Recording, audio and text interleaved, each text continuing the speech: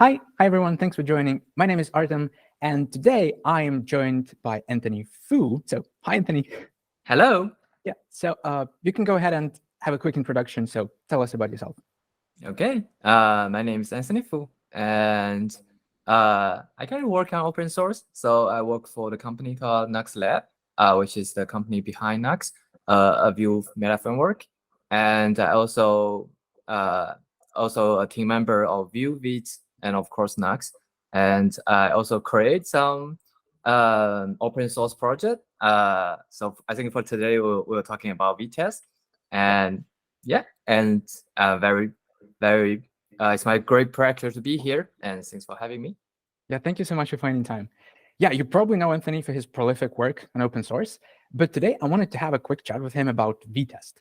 So maybe go ahead and maybe briefly explain what Vitest is. Okay, so Vitest is a testing framework, and the name is just combining with Vite and test with Vitest, right? And so the origin of like creating of this library or like this testing library is mostly like when we initially bring up the idea of Vite, which is kind on demand and like ESM first, so that we basically not bundling your modules. We're just sending your source file that's transpiled to the ESM file that's the browser can understand. And the browser will do the connection between each modules, and it will see, okay, you import some modules, and it will fetch another one. So we don't do the bundling at all, so that we can do on demand. So like if you have thousands of modules in your app, and when you're hitting one route, maybe 10 of the modules that route used will be compiled and sent to your browser, not your like thousands of files. So this kind of gave a great benefit on performance for development of using Vite. But at that time, it's like that's kind of new idea, and the existing tool is not compatible very well with the concept of Vite. So, for example, like the first year since we're introducing Vite, it's like the big request or demand to saying that to get Vite to using in a production is like people are saying that it's lacking of a proper testing framework support. And at times we have Jest, and Jest is more like I think it's more like Webpack side. It's like it just bundles all your modules and run it. It has its own pipeline. So then it's make it hard because Vite Jest has its own pipeline, and the pipeline at that time is not supporting for ESM, and like the transform is not supporting async, etc. So well, that's if we're going to pour some like the transformation we do it in Vite, it's making it really hard because we basically do it in ESM, and then we also have a lot of like async logic. So then we accidentally find that okay, this package name Vitest is available on npm. So we just took that name and to think reserve for future use or something like that. And then we started to think about maybe we could have a testing framework for Vite or something. Yeah. So then I started to experimenting it, and it turns out to be it's working well. So okay. So yeah, it's used the Vite pipeline. So the main difference between Jest or Vitest is like it's internally reused Vite server. So that's all your plugins, all your configuration for Vite applied to Vitest as well. So it's actually making all the plugins, like for example, like so I'm a main Vue user. So Vue has its own file format called Vue SFC, single file component, and that requires some compilation work to kind of compile it to JavaScript. And before like when we have in Vitest, in Jest we have a like Vue Jest project. So we have a bunch of it's a dedicated repository, and we have a bunch of members working on that just for supporting Jest in supporting Vue in Jest. And that's like we internally still use some like compiler work, but it's like it's still a lot of duplicate work, right? And even though your component can run in the browser working well, there can be a like misalignment between Vue Jest implementation that is hard to debug. So I think for me the great benefit of having Vitest is like it's all your plugins is like it just works. And so because we already have a Vue plugin, so that means if you want that Vue component to run in the test, you don't need to do anything. And that's also like for the other framework in the future as well. So yeah, so I think I hope I explained well. I think I maybe taking it too long. Yeah. No, it's fantastic answer.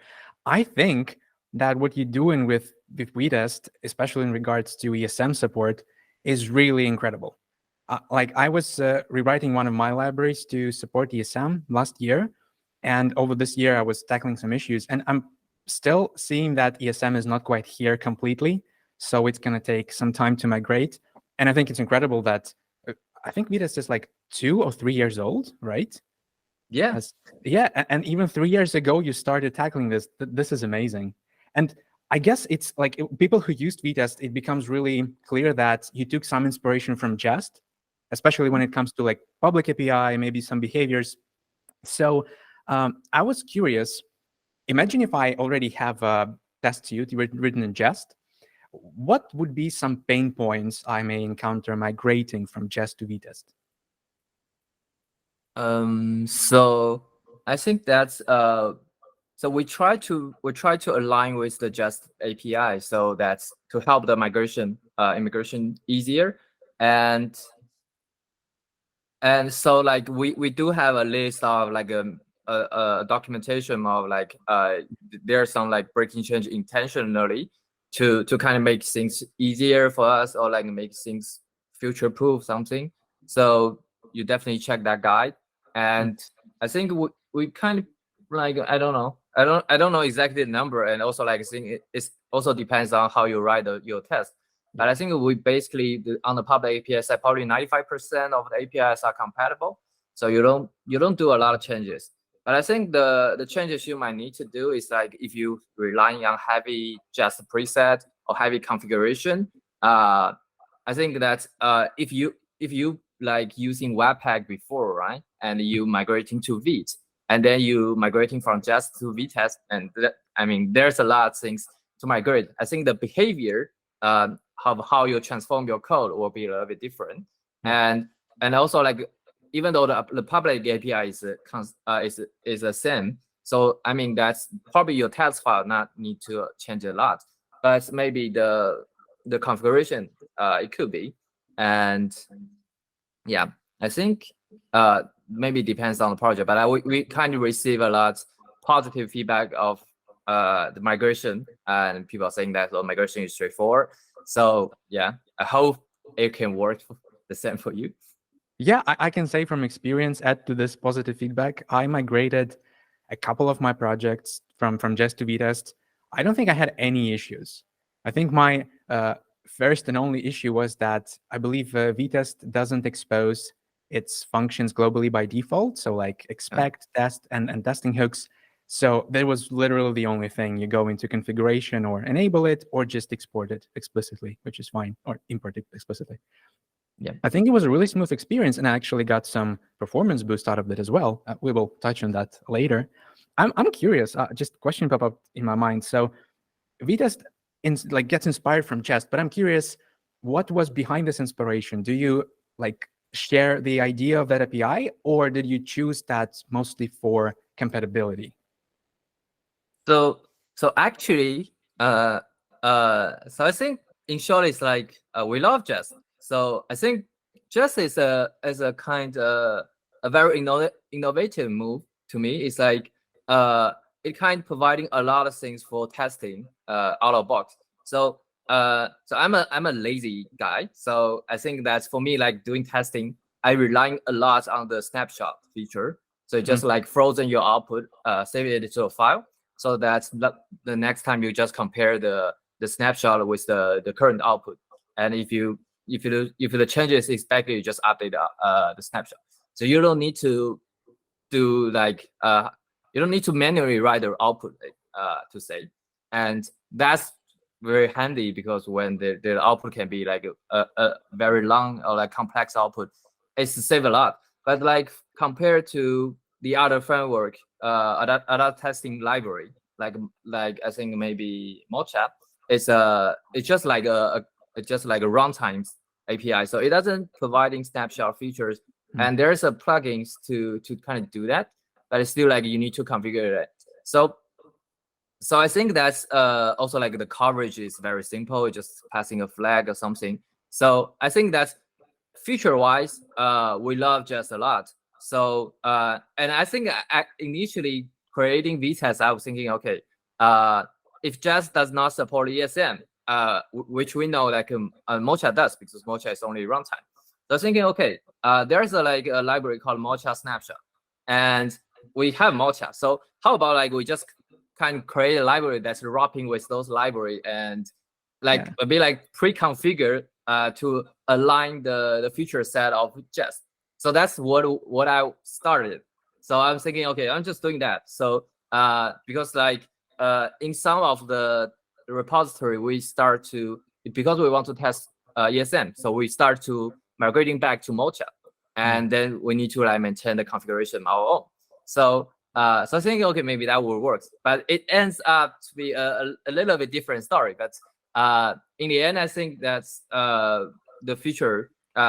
We choose that feature because people need it, and also like because we, I mean, just like we trying to be a replacement of Jest. Does not means is like Jest is not good, but just like we want some specific feature that's just the current architecture cannot provide, and while that we also want some like specific feature. So yeah,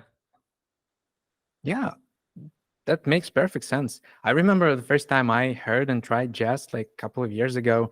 It was a huge experience boost from like the tooling we were using at work. I think it was also Mocha and Chai, like the gaming combination. And then I tried Jest, and you have everything: the expectation library, like mocking, then there's snapshots, there was coverage. It was really, really cool. I think what a lot of open source projects trying to do is not really replace what came before, but kind of build upon it and push it forward. I think that's precisely what Vitest does. And I'm really excited to use it more and more, especially as we go into this era of ESM and adopt Vita more too. So I have one problem with Jest though, despite all the love. And it's not specifically a Jest problem, but it's more of a Jest plus JSDOM problem. So through the years of experimentation, so while I was working on MSW, we discovered that what happens in JSDOM when you use it in Jest, well, it strips you off all the Node.js globals. They actually had this explicit code in the past to like remove all the globals and then re-add them. And now they're not doing this for the Node environment anymore, but they're still doing this in Jest. And what ends up happening is that I take my code, which is a perfectly valid JavaScript code. For example, I fetch a resource, and fetch is not defined. And this is really a shame because it's defined in the browser for at least 5 years, and it's been shipping in Node since version 17, 18. And this is a huge stopper for me, but even more important, it's a huge stopper for everybody who uses, for example, MSW and tries to test such code. And one thing that surprised me when I switched to Vitest, I still used JSDOM, but I didn't have this problem. Suddenly, somehow it understands the globals, and it almost like doesn't meddle with them for me. So do you know something about this? Was this a problem you like faced and tried to solve, or is it like just accidental, thing? So honestly, I'm not very sure. So so for us, it's like we don't actually reference to just source code to do the something. So we're just looking at the documentation about the high level API. So I think that we want to make something that's, I think that we can take the chance to do some like innovations or like get away of the technical debates or something. So we don't look into the source code of Jest a lot. So we're just thinking, okay, this is something that we're going to do this way, and how we can make the API compatible or something. So I guess maybe, as you said, maybe the environment, the global environment can be a bit misalignment. So it could, it may or may not be a intentional decision, but I think that's if you mention about the environment things, I think it's a little bit tricky one, because we basically simulate, because we run all our tests on Node, right? And we basically want to simulate the environment of the certain environment. For example, like JSDOM is for simulating the web, and we also have like an edge function. So it's like without a lot of like Node API. So we basically need to remove all these API to constrain your test environment to be something like that. And it's also like it's like it's trading convenience for correctness or something. So it's like, for example, like we also providing dash file name, and also like import meta at the same time, because we don't know how you're authoring your code. So that's a bit tricky one, because I think that's okay. You providing more is good, but then it's like people wanted to test that specific, like without these things. Oh, they want to be more strict. So we need to do some actual work to make it possible. So yeah, I think that's always trade-off. And at least what we can do is like maybe providing some options to it. So just like if you have any problems of the environment, you just let us know. So hopefully we can cover more use case, something like that. So I'm not so sure like in Jest if the removal of global is for correctness or is something accidentally. So I don't know, but we can if that's something creating another issue, we just basically open source driven. So if anyone find any issue, we fix that. Otherwise, it might also be not an issue, right? Yeah, I think what Jest doing is definitely in good faith, and I'm sure they have their use cases and their examples they want to cover. But sometimes it backfires, and sometimes things can just drag behind, kind of, especially if you go into the route of like removing everything and re-adding something, you will always be one step behind when new APIs get released, and maybe that was the problem. So it's interesting. You mentioned the compatibility with like underscore like file name and their name, and I'm curious, does this mean that Vitest is like ESM only, or can it actually handle if I'm importing a CommonJS dependency in my test? So it actually do both, and it's not very strict, to be honest. So because we're trying to trying to make things easier as possible. So we basically are able to because like for example, like if even though your testing file is authoring in ESM, so we can perfectly understanding that and perfectly pass that into execute. But when you're importing something, the import library can be a CJS library, right? And so usually we try to use the nodes, import or require to import a module. But there's also like tricky one, because some modules is published as ESM but without a MJS extension or type modules in the package.json. So they are not able to run it in the node environments. They are supposed to be just handled by the bundler. So you cannot execute them directly. So in that case, we'll detect that, and we will just in that case we will just bypass the node require. We just transpile those node modules files as your source code. So it kind of have a so in short, is that basically we are able to handle ESM and CJS, but maybe the unwanted side effect is like sometimes you want more strict, or you want to say that maybe you import ESM modules in the CJS shouldn't be allowed or something like that. But for us, it's like it always works. Yeah, because I was thinking about the projects where I use Vitest, and I realized, well, those are not really ESM yet. So am I just doing a great job, or is it like Vitest covering me? So yeah, now we know. Yeah, I think as one of the things I mentioned, like, or noticed when I migrated to Vitest, I really got quite substantially faster test runs. I know that what Vitest does, it kind of provides automatic isolation of test suits, which is really neat. So it kind of prevents this global state issues, as far as I understand. And I'm curious, because I also heard some feedback that other teams experiencing performance degradation, and for them, Vitest becomes slower compared to Jest. And I wonder, do you know some like common mistakes, or like what would you recommend to people to get the most out of Vitest performance? Okay, so I think over time we're trying to improve the performance of Vitest a lot. So by doing a lot of work, and so I think the basic problem, or maybe the like 80% of problem is like Vitest by default is runs each testing file in an isolated environment. Which I mean, isolated environment is like basically we fire up a new worker, and that's basically a new JavaScript runtime instance or something like that. So it's not only the globals, but only your local variables, something they are like completely isolated. So that really depends on each testing file, how much modules you have been imported, right? So as I said just before, it's like we will transpile some known modules to do some, like the transpile take extra work. So we basically need to run ES build over it, and also sometimes we also need to run Babel to do something. So that can be a cost when you have a lot of modules like that.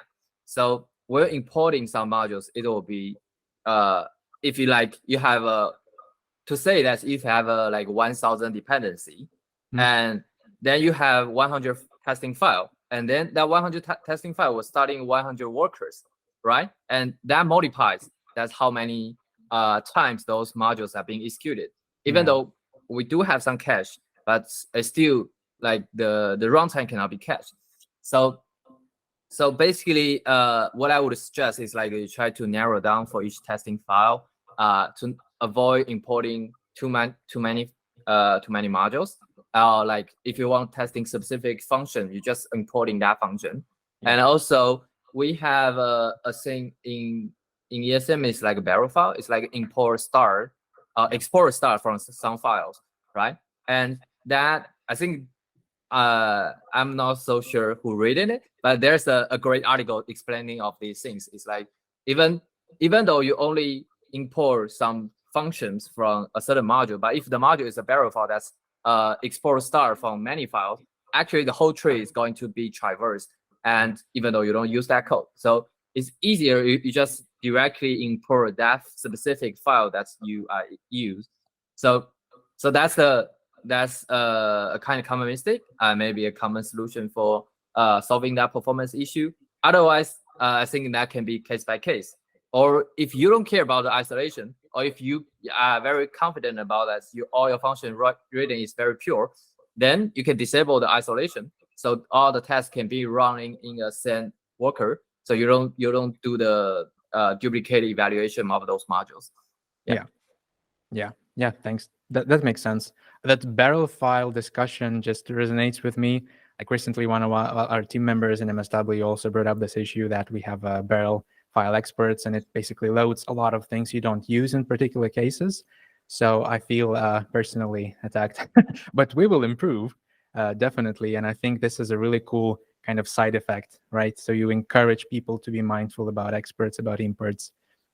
That's definitely like, as someone who spends significant time in open source and builds these projects, it's always great to see them succeed. But you as maintainer always know their shortcomings. You know when they may be not like the best thing, or you have some stuff you want to refactor. And I'm curious, what are some things that you think Vitest should do better? Okay, that's a hard question to me. So actually, I think I'm a not a heavy testing user. So even though I create testing firm, I create Vitest, and currently I'm not an active maintainer. We have a team running it. So actually I'm actually not an expert of testing. And like before creating Vitest, I think I know very little about testing. So and like even though like creating this tool kind of driven, like forced me to learn more about it, but I still not really sure about those principles, those design or something. So I just know how to use it. So for me, I'm actually a happy user, and probably that also because like my usage is not very heavy, because I'm mostly working on libraries, and libraries are kind of relatively easy to test, right? And then like I think we also like trying to push a lot of things. We have a Vitest browser that can run the code in the browser, so you have a real browser environment. It will fire up the Playwright Chrome instance and run the test and send it back to the terminal or something. So so that's something that we are trying to do. And of course, the performance is something that we're trying to make better every day. And yeah, and other than that, I'm not so sure what I want more. Yeah. Yeah, I think what you said about like not being the active user sometimes, it definitely resonates with me. When I first created the draft for MSW, I didn't know anything about service workers. Just the fact that they exist and they're nice and I can use them to intercept traffic. And then basically maintaining this just forced me to learn and to dig little like nuances, how it behaves across browsers. And I guess one thing that helped me a lot, I always learn from the users, because like you said, there are different like projects, and I test open source as main thing as well. And people, when they come from different like product environments where there's much like heavier codes and more network like description to write, they always bring up some issues that I learn from every day. I think that's really cool. Magic of open source. Yeah, and speaking about open source, I think, and in fact, I think you recommend MSW for mocking network in Vitest. I believe. Yeah, exactly. Yeah, it's a great library. Yeah, thanks for making it. Thank you. I remember I spotted that absolutely by accident one day. I think I was migrating to Vitest, either in MSW or in some other libraries, and I was wondering how you handle network, and there I found a familiar name. Yeah, so thank you very much. I wonder how you came by MSW, how you heard of it the first time. It's really hard to remember, but yeah, I think I just accidentally find it or someone recommended it. But then I look into the concept, I think that's really great. So it's actually saving a lot of problems and make more sense. I don't know how to say it, but it's like you basically set up a kind of virtual server. I'm not so sure if it's a virtual or real one, but it basically you can provide routes and providing you can providing returns of the actual API, which is actually make more sense than like mocking a fetch and to match like manually or something like that. So I don't know. I just think that library is great, and it's actually have a better and more universal solution than the others. And for example, like if you only mock fetch, and if you have another function that's using another way of like doing a request, then you kind of have another problem, and then you need to mock that function as well. But then the two function has a lot of different implementations, or the response payload or something like that. So that creates a lot of problems. So for us, like using, so I think that's like just first time we trying to think about the solution of using a network mocking, and then we find that okay, I think MSW works the most, the best, I think. Yeah, that's so nice. I think it's really commendable approach when you try to reuse what already exists instead of maybe like implementing your own API. This is one of the biggest problems with me when it comes to API mocking, that every testing tool ships their own API for that. And it works really great for that tool. But then if you think about it, network calls happen all across the board, all across the testing levels. So you need to handle them in your integration test. You need to handle them in your end-to-end test. And while you edit, why not have it working on in the browser while you're developing? So that's kind of the thing that bugged me the most. And MSW was created to kind of solve this as well. And I think it's really great that as a part of Vitest, you may just recommend people to rely on something. And like, it doesn't have to be MSW. I'm trying to be as like objective as possible. If it was another library, I would be over the moon. The fact is that we're trying to kind of use the best from the best to have this experience for the user. That's really cool. Yeah. Is there like one particular thing or feature that gets you excited about Vitest?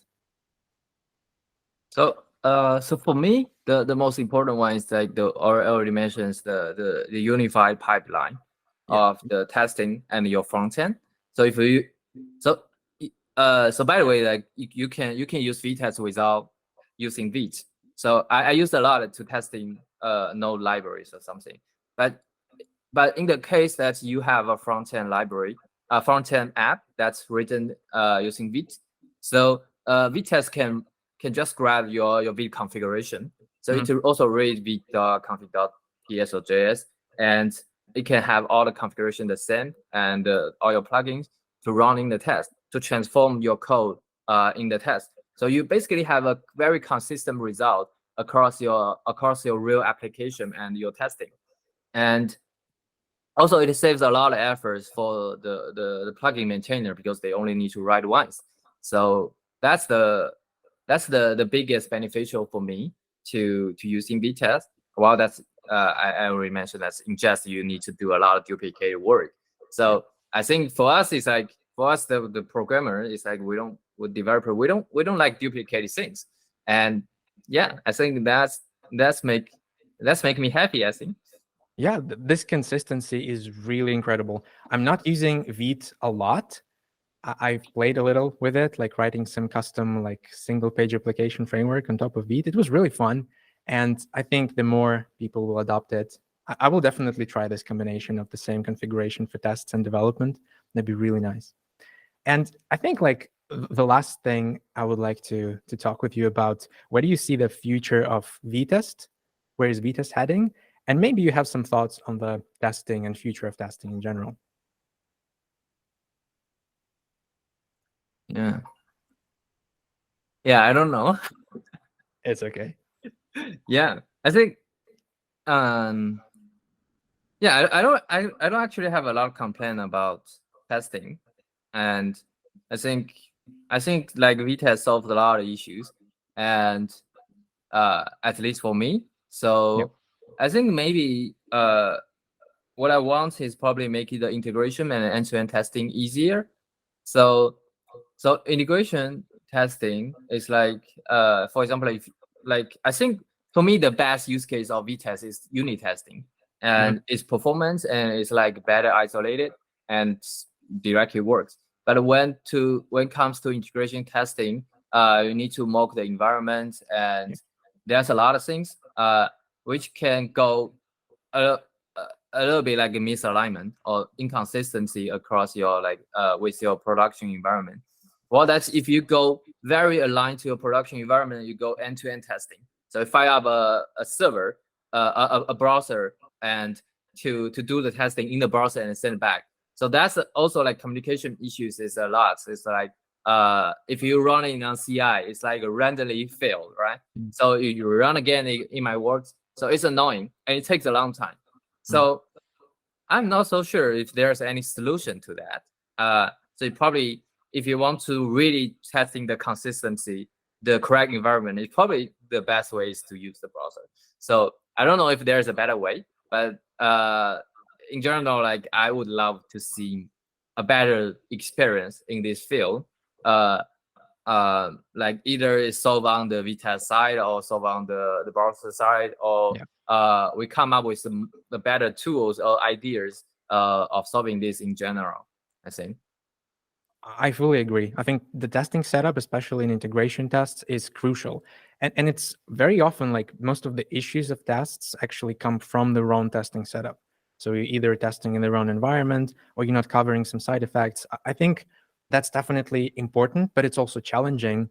And I'm sure that's like maybe there will be tools that help us, but a lot of that kind of logic you need to do yourself based on what you have in your app, based on what it's doing. Yeah, but yeah, thanks for an answer. I actually, a quick mention that I have joined the EpicWeb.dev team to teach you, the viewer, about testing. So I have a bunch of materials written and recorded already. So head to EpicWeb.dev and check them out. And I'm also working on my first workshop on the fundamentals of testing. So stay tuned about that as well. And yeah, Anthony, thank you so much for joining. It's been fantastic. I absolutely love chatting with another open source maintainer. And yeah, I hope that more and more people discover Vitest. I know that I will be recommending it as my default choice.